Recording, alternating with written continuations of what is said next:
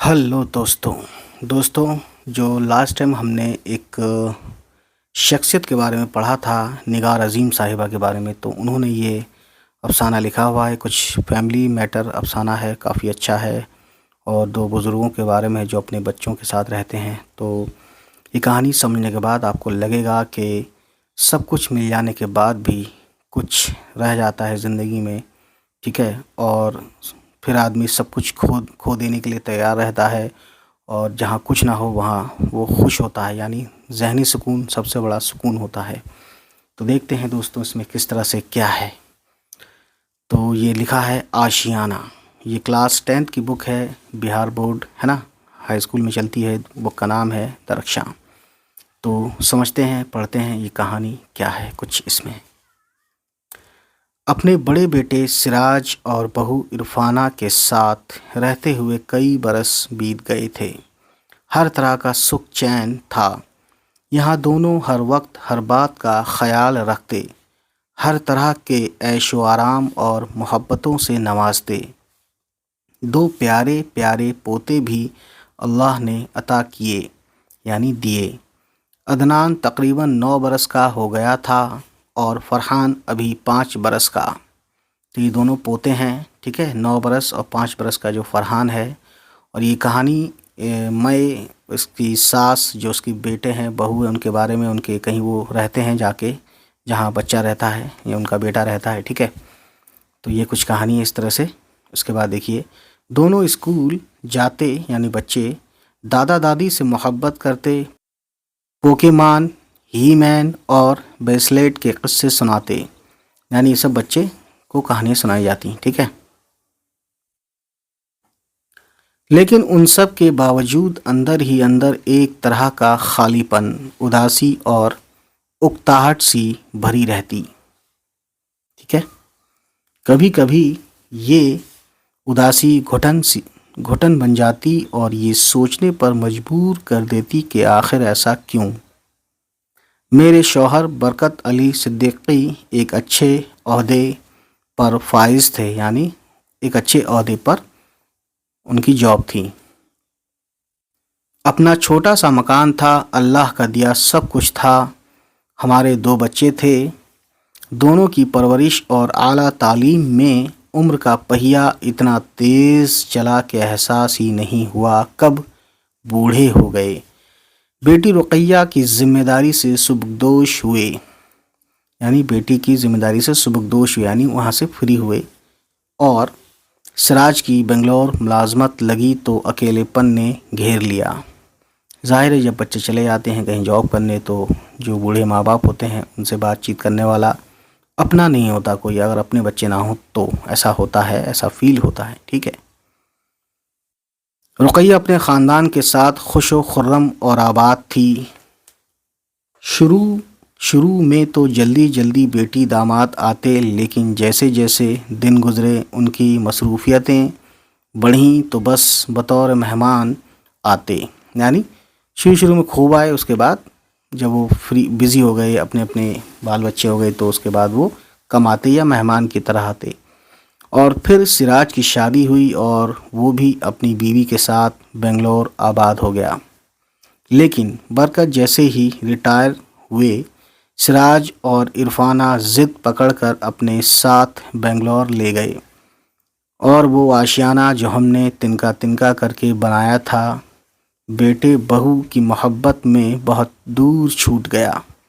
यानी अपने घर से जहाँ वो रहते थे शुरू से आखिर तक, मतलब वहाँ से चले गए अपने बेटे के साथ बेंगलोर।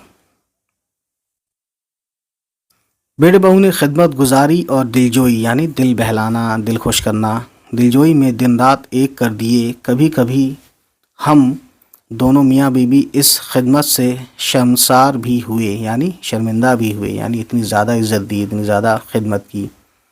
जब नाश्ते की मेज़ पर बहू स्लाइस पर, यानी टोस्ट जो होता है, पारोटी कहते हैं कुछ लोग, है ना, स्लाइस पर मक्खन की मोटी तह लगाकर पेश करती तो ये भी मुस्कुराते और मैं भी हंस पड़ती।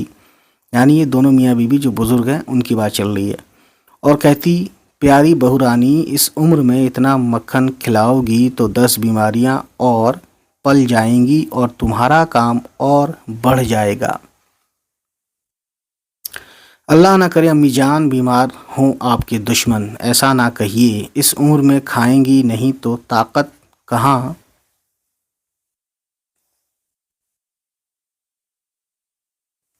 سے آئے گی؟ کیونکہ ابو جان اور ابو جان مسکرا پڑتے۔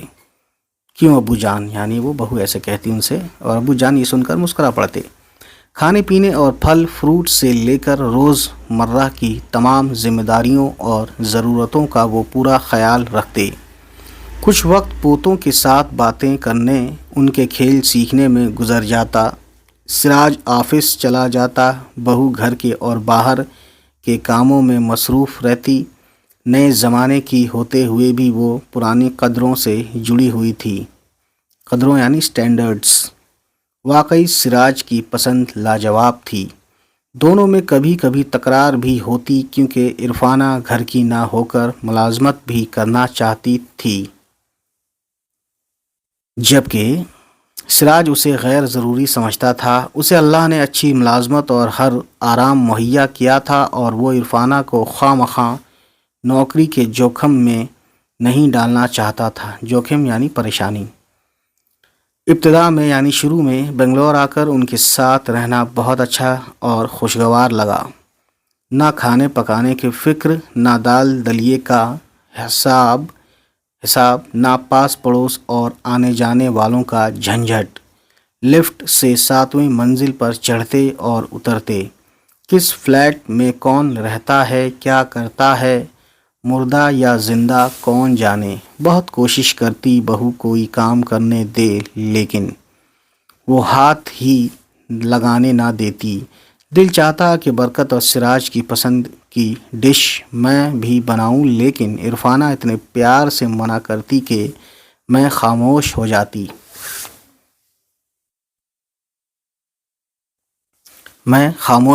یعنی یہ جو بات کر رہی ہے وہ ایک طرح سے سراج اور جو اس کی بہو ہے عرفانہ ہے نا، ان کی ساس بات کر رہی ہے، یا سراج کی ماں بات کر رہی ہے، ٹھیک ہے۔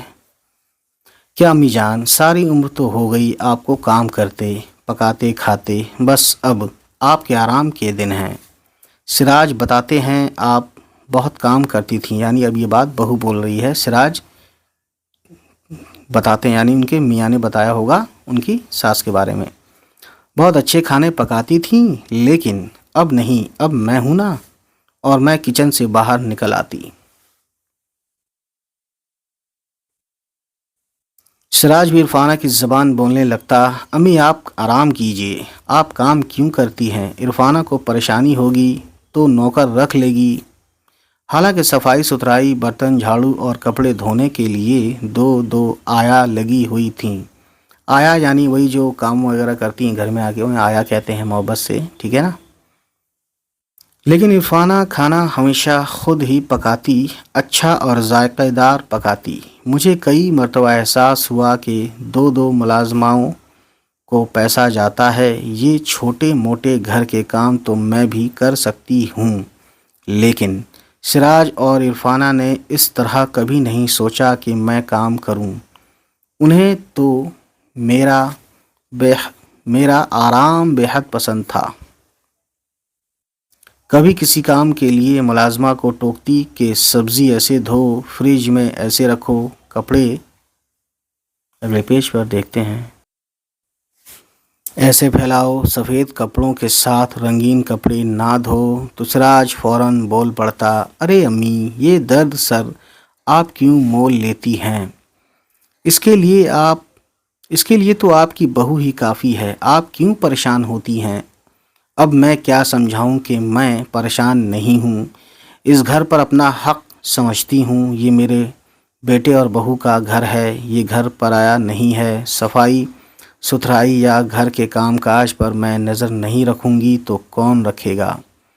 آخر میں گھر کی بڑی ہوں، بہو پر ابھی سے اتنی ذمہ داریاں ٹھیک نہیں، لیکن میں ایسا کچھ بھی نہیں کہتی، بس خاموش ہو جاتی یعنی خاموش ہو جاتی ہیں وہ اس کی ممی۔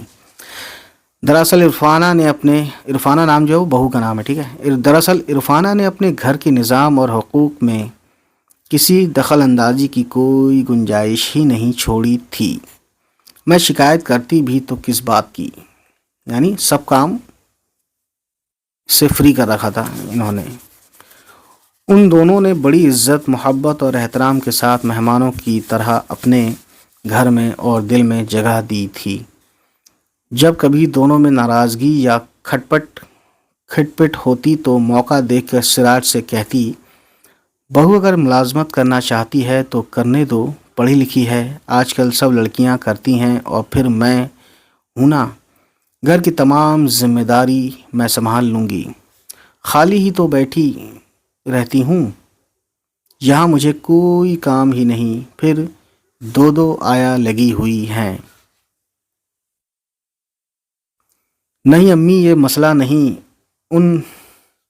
ان بڑے شہروں کے مسائل ہی دوسرے ہیں، دن بھر بسوں اور ٹرینوں میں دھکے کھانے پڑتے ہیں، اور بھی کئی باتیں ہیں، اور پھر خدا نخواستہ کوئی پریشانی ہو تو چلو ٹھیک ہے، میرا اب پروموشن ہونے والا ہے، میری سیلری اور بڑھ جائے گی، اور پھر کون سا بہت بڑا کنبہ ہے، یعنی کون سے بہت بڑے اتنا بڑا گھر ہے کہ بہت زیادہ لوگ ہوں اس میں، یعنی کنبہ چھوٹا ہے، فیملی چھوٹی ہے۔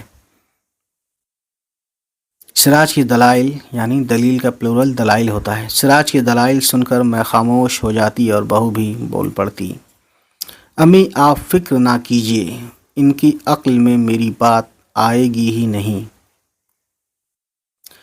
دن یوں تو بہت آرام سے گزر رہے تھے، لیکن دل کی نیا ڈولتی رہتی۔ برکت بھی بیٹے کے یہاں بظاہر خوش اور مطمئن نظر آئے، لیکن ان کی بے چینی میری نظروں سے پوشیدہ نہ تھی، یعنی چھپی ہوئی نہ تھی۔ میں برکت کے مزاج کو بہت اچھی طرح جانتی تھی، لیکن ایک انجانا سا خوف مجھے ان کے دل کے تاروں کو چھیڑنے سے روکے رہتا۔ اس میں رتی برابر بھی شک نہیں کہ ہمارا بیٹا اور بہو بہت لائق، باادب اور ہزاروں میں ایک تھے۔ ہمیں تو ان پر فخر ہونا چاہیے تھا، ان کے گن بیان کرنے چاہیے تھے، جیسے عرفانہ اپنی سہیلیوں سے ہمارے گن گاتی تھی، یعنی ان کی بہو اپنے ساس اور سسر کی اپنی سہیلیوں سے تعریف کیا کرتی تھی، گن گایا کرتی تھی، ٹھیک ہے۔ لیکن ہمیں اتنا موقع بھی کہاں ملتا تھا، یا پھر شاید ہم خود کو ہی نہیں سمجھ سکے کہ ہم چاہتے کیا ہیں، اپنا ہاتھ اختیار، اپنی بادشاہت، ہم عمر ساتھی، عیش و آرام، یا پھر اپناپن۔ یعنی یہاں بہت سارے سوالات کے ساتھ انہوں نے کچھ کوشچن کیے ہیں، جیسے کہ ہمیں خود نہیں پتہ تھا کہ ہم کیا چاہتے ہیں، اپنا ہاتھ اختیار، یعنی سب چیز اپنے ہاتھ میں، ٹھیک ہے۔ دوسرا ہے کہ اپنی بادشاہ چاہتے ہیں کہ ہر طرح سے ہمارا حکم چلے گھر میں، یا ہم عمر ساتھی، یعنی ہمارے عمر کے ساتھ والے ہم سے ملنے آئیں، جلنے آئیں، جو بھی ہے، یا عیش و آرام، ٹھیک ہے، یا پھر اپناپن۔ یہ سب چیزیں ہیں دوستوں، ایک بوڑھے لوگوں کے اوپر جو گزرتی ہے، وہ انہوں نے یہاں پہ قلم بند کیا ہے۔ دیکھتے ہیں آگے۔ ہم سب جب کبھی ایک ساتھ بیٹھتے اور پرانی باتیں چھڑتی تو مجھے احساس ہوتا برکت کے اندر بھی کہیں نہ کہیں مایوسی پنپ رہی ہے، نہ جانے وہ کیا سوچتے رہتے تھے، اور پھر ایک روز وہ خود ہی بول پڑے، تھک گیا ہوں میں آرام کرتے کرتے اور کتابیں پڑھتے پڑھتے، مجھے یہاں آنے کے بجائے کہیں کوئی کام یا نوکری کرنا چاہیے تھی، شاید ہم نے یہاں آ کر غلطی کی۔ زرینہ، اب زرینہ کس کا نام ہے؟ جہاں تک مجھے لگتا ہے کہ ماں کا نام ہے، جو میاں بیوی رہ رہے ہیں اپنی جگہ چھوڑ کے بنگلور میں، ٹھیک ہے۔ یہ ہمارا گھر نہیں ہے، یہ تو بیٹے اور بہو کا گھر ہے، ہم تو اس گھر کے مہمان ہیں، اور مہمان تو دو دن کا ہوتا ہے، برسوں کا نہیں۔ اسی مہمانی میں 2 برس گزار دیے ہم نے، بہت ہوئے ہیں 2 برس، اب میں بیمار سا ہو گیا ہوں، کیا تم اپنے بیٹے بہو کو چھوڑ کر میرے ساتھ اپنے چھوٹے سے گھر میں واپس چلو گی، جہاں تم پکاؤ گی اور میں کھاؤں گا، چٹنی روٹی ہی سہی، اپنا پڑوس ہوگا، شام کی محفلیں ہوں گی، اور پھر بیٹا بہو چھوٹ تھوڑے ہی جائیں گے، ہم سب آتے جاتے رہیں گے۔ برکت کی محبت، اپنائیت اور خود اعتمادی نے میرے اندر سینکڑوں چراغ روشن کر دیے، اور ہم نے پھر اپنا आशियाना आबाद करने का फ़ैसला ले लिया। तो दोस्तों ये थी कुछ कहानी जिसका नाम था आशियाना। तो किस तरह से दो माँ बाप अपने बेटे के साथ रहने जाते हैं, फिर उनका वहाँ दिल नहीं लगता है ना। तो इस तरह से इसमें कुछ कहानियाँ बताई गई हैं, है ना। तो देखते हैं इसका एक मेन इम्पॉर्टेंट जो सेक्शन है आपने पढ़ा, तो देखिए इसमें क्या पढ़ा ये बताएंगे इसमें, है ना।